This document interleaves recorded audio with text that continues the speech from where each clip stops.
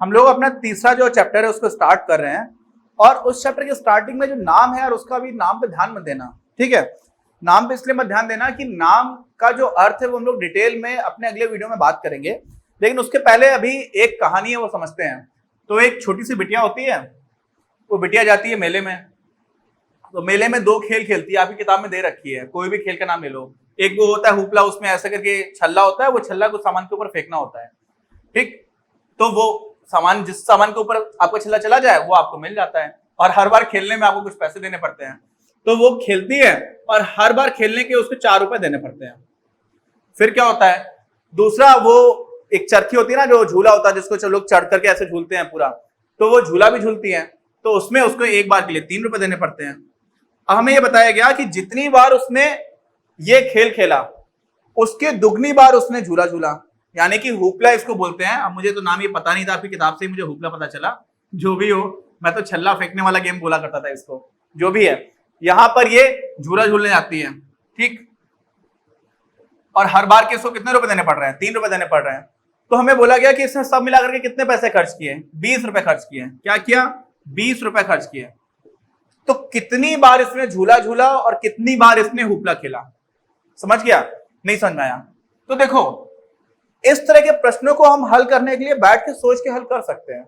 जैसे आप ये सोचेंगे, आपको क्या पता है कि मान लो उसने एक बार हुपला खेला होता, कितनी बार? एक बार, तो 4 रुपए उसके चले हुए होते हैं। लेकिन उसने जितनी बार हुपला खेला है उसके दुगनी बार क्या खेला है? झूला झूलने वाला खेल खेला है। तो उसने 2 बार झूला झूला होता तो उसको कितने रुपए देने पड़ते? 6 रुपए और देने पड़ते। तो उसके कितने रुपए खर्च होते? 10 रुपए। इसका मतलब 10 रुपए तो हमारा उत्तर है नहीं, है ना? क्यों? क्योंकि उसने कुल कितने खर्च किए हैं? 20 रुपए खर्च किया है। तो 10 रुपए तो नहीं हो सकता है। मतलब एक बार तो उसने ये नहीं किया होगा और 2 बार ये नहीं किया होगा। क्या किया होगा? फिर हम सोचते हैं कि अच्छा, एक ही जगह इसने अगर 2 बार हुपला खेला हो तो 8 रुपए इसके हुपला खेलने में खर्च हो जाएंगे, और 2 बार हुपला खेला, इसका मतलब उसका दुगनी बार यानी कि 4 बार झूला झूला होगा। तो क्या हो जाएगा? 4 बार आप गुणा करोगे 3 से, क्योंकि 3 रुपए उसको देने पड़ रहे हैं झूला झूलने के लिए। तो कितना हो जाएगा? 12। 12 में 8 जोड़ोगे तो आपको मिल जाएगा 20। इसका मतलब आप क्या कह दोगे? आप कह दोगे इसका मतलब हुआ हुपला कितनी बार खेला? हुपला उसने 2 बार खेला। और झूला कितनी बार झूला? 4 बार झूला, ठीक। ये आपका उत्तर आ गया। लेकिन इसी में यार ये सोचो कि मैंने ऐसा कुछ दे दिया होता कि हुपला भी खेल रही है, झूला झूल रही है, लेकिन ये गणनाएं थोड़ी कठिन हो गई होती। जैसे अगर मैंने बोला होता कि 4 की जगह 17 रुपए देने पड़ रहे हैं उसको हुपला के, और साथ में जितनी बार वो झूला झूल रही है, जितनी बार हुपला खेल रही है, उसका 11 गुना, कितना? 11 गुना वो झूला झूल रही है, और उसको हर बार कितने पैसे देने पड़ रहे हैं? 5 रुपए। और उसने कुल मिलाकर के कुछ रुपए खर्च किए हैं, कुछ भी अमाउंट हो सकता है, उतने रुपए खर्च किए। अब बताइए कि उसने कितनी बार हुपला खेला, कितनी बार झूला झूला। तो जैसे जैसे ये चीजें होती जाएंगी, हमारी गणनाएं कठिन होती जाएंगी। इन्हीं गणनाओं को हम लोग आसानी से सॉल्व कर पाए, इसके लिए आ जाती है हमारे पास बीजगणित। क्या आ जाती है? बीजगणित, जिसको हम लोग इंग्लिश में क्या बोलते हैं? अलजेब्रा। अब अलजेब्रा क्यों बोलते हैं? आता है अलजेब्रा।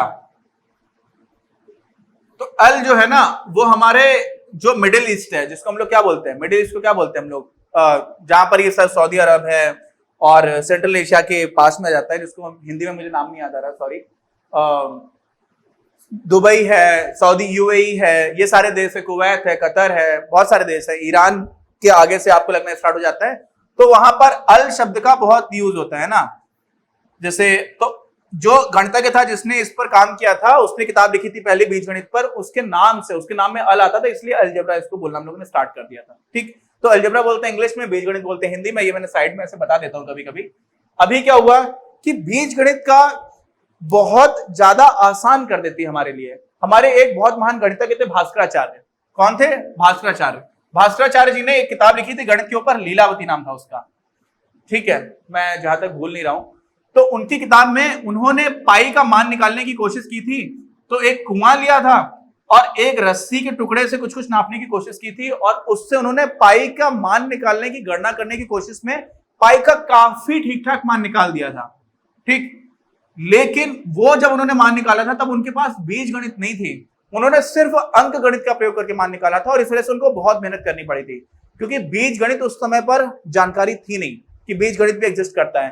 तो बीज गणित जब बाद में आई तो हमारे लिए ये सारा काम बहुत आसान हो गया।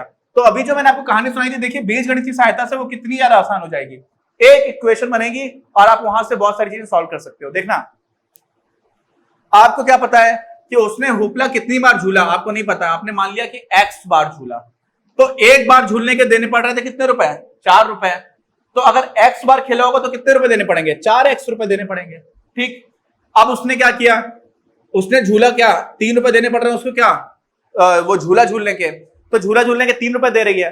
और कितनी बार झूला हमें नहीं पता, हमने मान लिया कितनी बार झूला होगा उसको हम बोल देते हैं y बार झूला, क्योंकि x और y तो क्या है, चर है, इनमें कोई भी मान आ सकता है।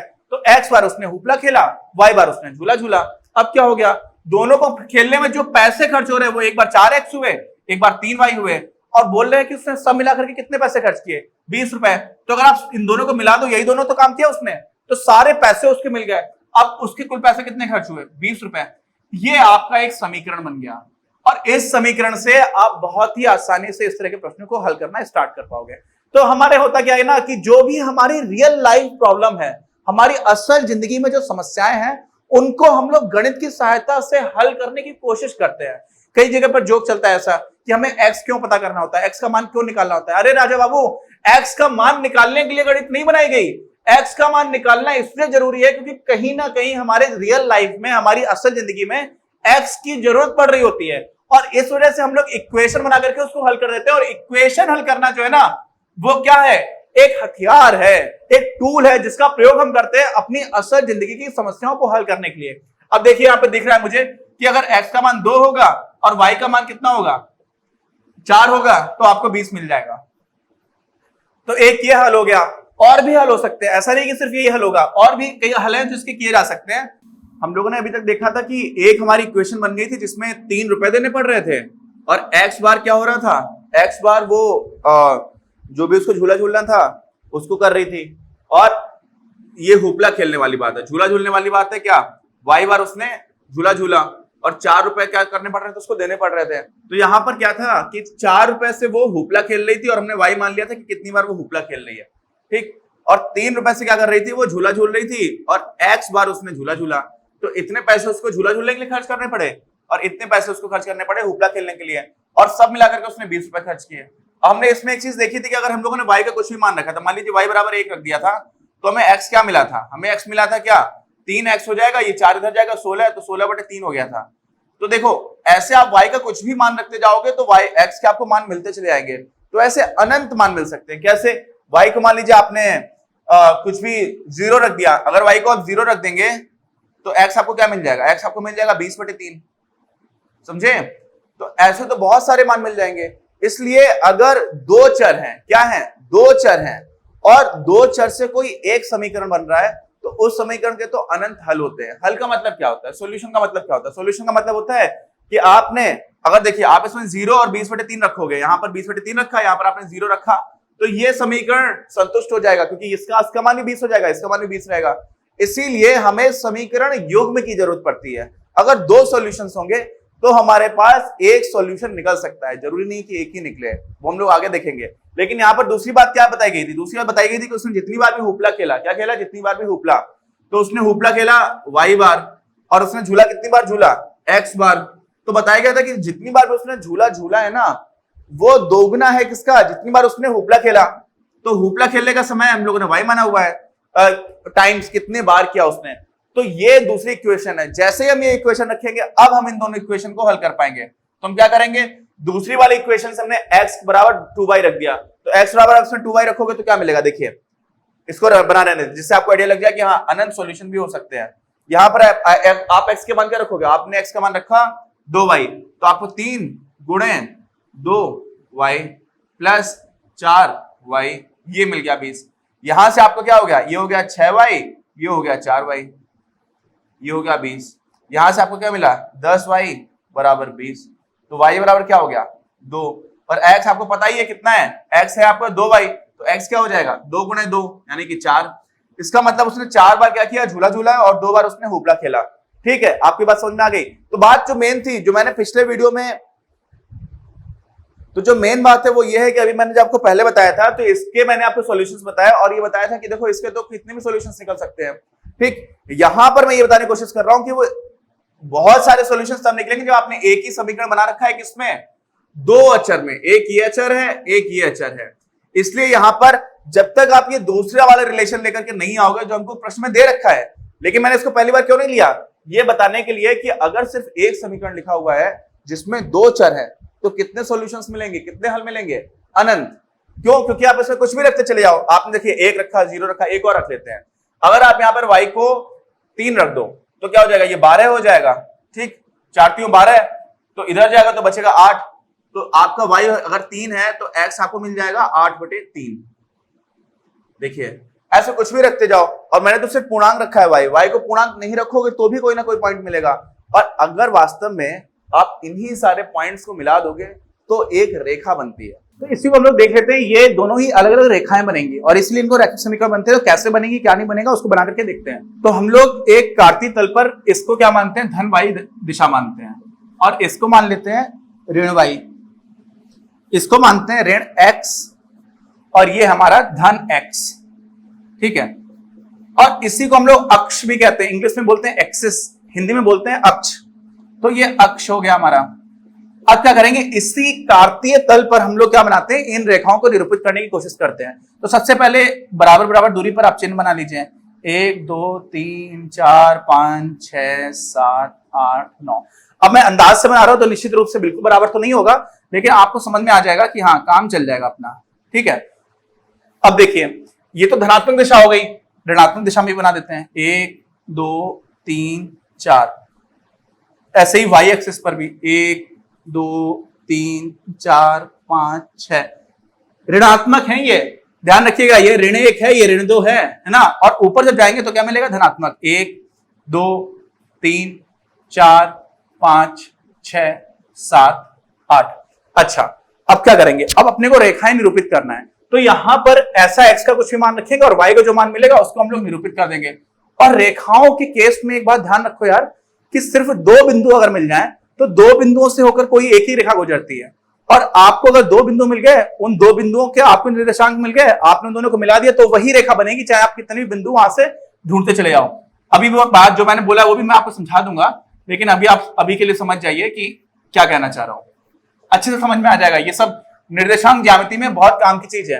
तो यहां पर मान लीजिए आपने x का मान क्या रखा, 2 रखा। अगर x का मान आपने 2 रखा तो ये हो जाएगा 6, और 6 को इधर घटाएंगे तो हो जाएगा 14, और 14 में आप 4 से भाग देंगे तो मिलेगा आपको 3.5। कितना, तो x अगर 2 है तो y जो है वो हो जाएगा 3.5। ठीक, ऐसे ही x का मान अगर 4 हो जाएगा तो इसका मान कितना हो जाएगा, ये 12 है तो y का मान हो जाएगा 2, यानी कि हमें 2 बिंदु मिल गए। और बिंदु भी आप ले सकते हो, x का मान आपने क्या कर दिया, 0 कर दिया। अगर x 0 है तो y का मान हो जाएगा 5। कैसे हो जाएगा, देखो ये 0 है, 20 में से 0 जाएगा तो बचेगा 20, और 4y बराबर 20 है तो y बराबर क्या हो जाएगा, 20/4 यानी कि 5 आ गया। अब क्या करेंगे, x कितना आ रहा है, देखिए x 0 है, पहले से करके देख लेते हैं। 2 है तो ये 3.5 है, तो x आपका कितना है, ये 1 है, ये 2 है, यहां पर x है आपका 2। समझ लो ध्यान से कैसे बनाते हैं। और y कितना हो जाएगा, 3.5 है, तो 1 2 3 और ये 4, तो 3.5 इसके बीच में कहीं पर आएगा, है ना। तो इसको आप ऐसे ऐसे करके आगे बढ़ा देंगे और इसको भी आप ऐसे ऐसे करके बना देंगे।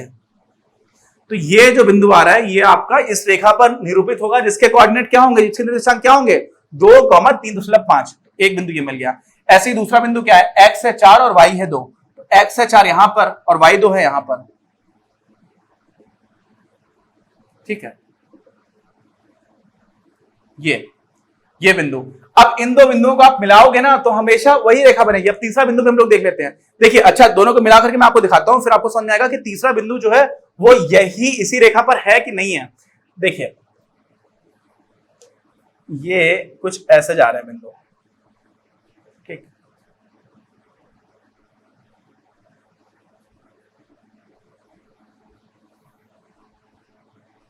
ये आपकी रेखा आ गई। अब देखिए तीसरा बिंदु मैंने आपको बोला कि ये चाहे आप दो बिंदु से हमने बनाया, तीसरा तो खींचा नहीं अभी तक, लेकिन तीसरा बिंदु कितना है, 0,5, यानी कि यहां पर 0x, इधर x का 0 कहां पर है, ये x है, इधर धनात्मक है, इधर ऋणात्मक है, तो 0 यहां पर है, और 5 कहां पर है, y का 1 2 3 4 5, और देखिए ये 5 से ही होकर के जा रही है रेखा। तो अगर आपने ये बिंदु बना दिया होता तो आप इस बिंदु के सारे भी लाइन खींचते, लेकिन नहीं भी बनाया। मैं ये बताने की कोशिश कर रहा था, सिर्फ 2 बिंदु अगर आपने बना दिए तो उससे भी वो जो रेखा होकर के जा रही है वो आपको दिख जाएगी। तो ये हमारी एक रेखा आ गई। अब ये रेखा आ गई, इसीलिए हम लोग इसको क्या बोलते हैं, रैखिक समीकरण। तो ये कौन से समीकरण की रेखा है, ये है आपका 3x धन 4y बराबर 20, ये समीकरण जो पहला वाला था। अच्छा, अब दूसरा समीकरण देखिए, दूसरा समीकरण क्या है, x बराबर 2y है। x बराबर 2y, ये इस तरह की तो बहुत ही आसान हो जाते हैं। जब आपको कोई भी कांस्टेंट टर्म जो है ना, जो अचर पद है वो है ही नहीं, तो बहुत ही आसान हो जाता है। कैसे, x का मान आपने रखा 0, कितना, x का मान रखा 0, तो 2y भी 0 हो जाएगा। x बराबर 2y है तो 2y 0, तो यानी कि y बराबर क्या हो जाएगा 0, और x और y की हम बात कर रहे हैं। x बराबर 2y है तो x 0 तो 2y बराबर 0 हो जाएगा, तो y बराबर क्या हो जाएगा 0/2 यानी कि 0। अब देखिए x का मान अगर आपने रखा 2 तो y का मान आ जाएगा 1, x का मान आपने रखा 4 तो y का मान आ जाएगा 2। समझे? तो देखिए हमेशा ही मूल बिंदु से होकर के जाता है। ये मूल बिंदु क्या होता है 0,0, क्यों, क्योंकि x भी 0 है राजा बाबू और y भी 0 है, दिख रहा है, दोनों 0 है, तो ये बिंदु हो गया। अच्छा, इसके बाद फिर क्या हो रहा है, x है 2 तो x 2 कहां पर 1 2, ये हम लोगों ने पहले भी बनाया था, और y कितना है 1 है, तो इस बार ये इसको बना दोगे ऐसे, तो ये कहीं पे बिंदु मिल रहा है। अच्छा, यानी कि एक बिंदु ये, एक बिंदु ये है, तो इन दोनों बिंदुओं को मिलाकर के आप आगे बढ़ा दोगे, ये जो रेखा बनेगी वही हम लोग बनाएंगे, है ना। इसको भी बना करके देख लेते हैं। तो देखिए कैसे बनेगी, ये है और ये है, ये ऐसे करके बना दिया, ठीक। अब इस हिसाब से क्या होना चाहिए था, एक बिंदु है 4,2, ये आना चाहिए था, खुद से आना चाहिए था। देखिए तो 1 2 3 और 4 4 आ रहा है, और साथ में देखिए y का 2 भी आ रहा है, तो y यहां पर इस वाले बिंदु पर जिससे होकर के जा रही है कितना आ रहा है, देखिए सही से देखिए 4,2। और एक और चीज देखिए, ये जो बिंदु है राजा बाबू, ये इस वाली लाइन पर भी है और इस वाली लाइन पर भी है, यानी कि ये वाली जो, ये कौन सा समीकरण है, ये इस वाली लाइन का समीकरण है, x बराबर 2y का, और ये है आपका 3x धन 4y बराबर 20 का। तो एक तो लाइन ये बन रही थी, इस वाले समीकरण की लाइन बन रही है ये, और इस वाले समीकरण की लाइन बन रही है ये दूसरे वाले की, और ये दोनों जहां पर काट रही हैं, इसका मतलब ये जो पॉइंट है, ये वाला पॉइंट इस लाइन पर भी है और साथ में इस लाइन पर भी है, और यही एक ऐसा पॉइंट है। और कोई दूसरा पॉइंट है क्या ऐसा, कोई दूसरा ऐसा बिंदु है ही नहीं। और ये एकमात्र ऐसा बिंदु है जो दोनों ही रेखाओं पर स्थित है, और इसी वजह से इस बिंदु के x, यानी ये है x और ये है y, ये जो निर्देशांक है ना, यही इसका हल हो जाएंगे। तो यहां से हमें दिख जाएगा हल क्या हो जाएगा, x बराबर 4 और y बराबर 2, ये इन दोनों समीकरण का होना चाहिए क्या, हल। और यही हमारे प्रश्न का हल आता भी है। तो हम लोगों ने जो हल निकाला है वो कैसे निकाला है, ग्राफीय विधि से। कैसे निकाला है, ग्राफीय विधि से, और सबसे पहले हम लोग के चैप्टर में यही विधि है भी। इससे आपको दिखना स्टार्ट हो जाता है कि अच्छा हो क्या रहा है। तो हमेशा क्या, 2 लाइनें तो एक ही बिंदु पर कट करेंगे कि नहीं करेंगे, इसकी बात, और साथ में कौन कौन सी संभावनाएं बन सकती हैं, हम लोगों ने अपने अगले वीडियोस में ये वाली बात करके देखेंगे। अपनी क्लास का उद्देश्य आप सभी के लिए आप ही की भाषा में गुणवत्तापूर्ण शिक्षा उपलब्ध कराना है। कक्षा 12 तक के सभी प्रमुख विषयों पर हम वीडियोस बना रहे हैं, और कुछ विषयों पर वीडियोस आपके अपने चैनल अपनी क्लास की ही अन्य प्लेलिस्ट पर अपलोड भी हो चुके हैं। ज्ञान के प्रकाश से देश को सशक्त बनाने के हमारे इस प्रयास में इस चैनल को सब्सक्राइब करके और लोगों के साथ शेयर करके अपना बहुमूल्य योगदान जरूर दें। पढ़ेगा इंडिया तो बढ़ेगा इंडिया।